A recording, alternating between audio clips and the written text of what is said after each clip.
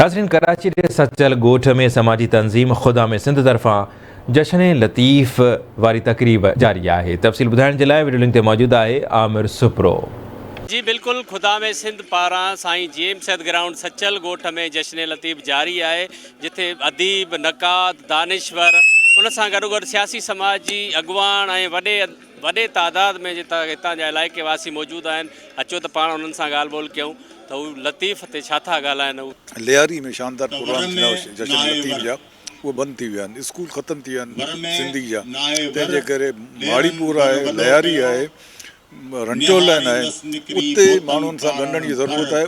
उनखे असां लतीफ़ जे थ्रू ॻंढे सघूं था। ये सब बिटाई सां मोहब्बत करण वारा आहिनि, ये सभु सिंध सां मोहब्बत करण वारा आहिनि, लतीफ़ जे फ़िक्र सां मोहब्बत करण वारा हिते कठा थिया आहिनि। ऐं उन्हनि खे आफ़रीन आहे, उन्हनि खे शाबस आहे जिन अहिड़े घुट ऐं ॿूसट वारे ज़माने में जश्न लतीफ़ मल्हायूं पिया ऐं कराची लेवल ते हींअर असांजो प्रोग्राम आहे। ऐं हिन जो मक़सदु इहो आहे त पंहिंजी क़ौम खे सुजाॻ कजे, पंहिंजी क़ौम खे गॾु कजे। जेके असां सिंधी क़ौम सां ख़ासि करे कराची में मसइला आहिनि, छो त असांजे असल जेको जिदोजहद जो मैदान है वो कराची है। को फंक्शन थी रहियो आहे, जश्न थी रहियो आहे, इहो सिंधी क़ौम जे लाइ हिकिड़े क़िस्म जो पैगाम आहे जेको शाह साईं जो पैगाम आम करण लाइ कयो वियो आहे। ऐं आउं सम्झां थी त अहिड़ा प्रोग्राम करणु घुरिजनि ऐं इन सां माण्हुनि में सुजाॻी ईंदी ऐं उन्हनि खे अमली ज़िंदगीअ में रहनुमाई हासिलु थींदी। पहिरें त भिटाई जे फ़लसफ़े खे सम्झण जी ज़रूरत आहे, प्यार मोहब्बत ऐं अमन। ऐं तंहिंखां पोइ हिन तरह जा जेकी मेड़ाका आहिनि कराची जे शहर में, त अॻियनि जे लाइ बिलियापो आहे त हा अञा आहियूं ऐं हा रहंदासीं। मैसेज इहो आहे असां पंहिंजी क़ौम खे दुनिया जी अज़ीम क़ौम बणाइण चाहियूं।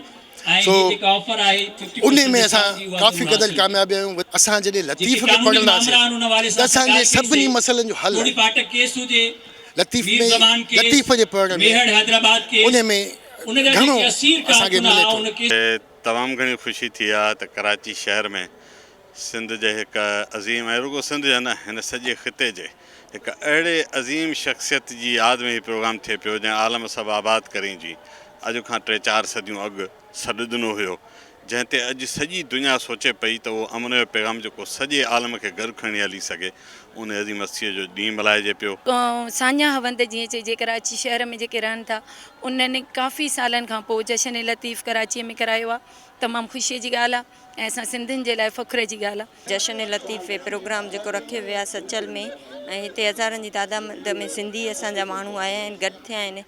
ऐं साईं लतीफ़ जे हवाले सां ॾिसो सॼी सिंध में अहिड़ा प्रोग्राम थींदा आहिनि, कराची में त अञा वधीक थींदा वञनि। हिन प्रोग्राम जे जेको ऑर्गेनाइज़र आहिनि उन्हनि खे जस ॾियां पई त लतीफ़ जेके सम्झण जे लाइ असांखे सदियूं घुरिजनि थियूं त असां लतीफ़ खे सम्झी सघूं। पर आउं हिननि खे हिते जस ॾियां थी त हिननि एॾो बहितरीनु हिकिड़ो प्रोग्राम मुनक़िद कयो आहे जंहिंसां असां सभिनी खे मौक़ो मिलियो आहे त असां लतीफ़ खे सम्झण जी कोशिशि करियूं। हिन खुदा में सिंध पारां जश्न लतीफ़ जो असां ॾिहाड़ो मल्हाए रहिया आहियूं। उन में तमामु दोस्त असां सां गॾु आहिनि ऐं खुदा में सिंध जेको आहे का सियासी जमायत नाहे, हिकिड़ो सिंधी माण्हुनि में यकजहती इतिहाद ऐं उन्हनि में भाईचारे पैदा करण जे लाइ हिकिड़ो सियासी ऐं सकाफ़ती ऐं जागृता प्रोग्राम खणी ऐं हले थी। अॻुवाणनि जो इहो ई चवणो आहे त लतीफ़ जो पैगाम अमुन ऐं प्यार जो पैगाम आहे। मौसीक़ी जो बि सेक्शन आहे ऐं वॾे तादाद में इलाइक़े वासी बि मौजूदु आहिनि। जी।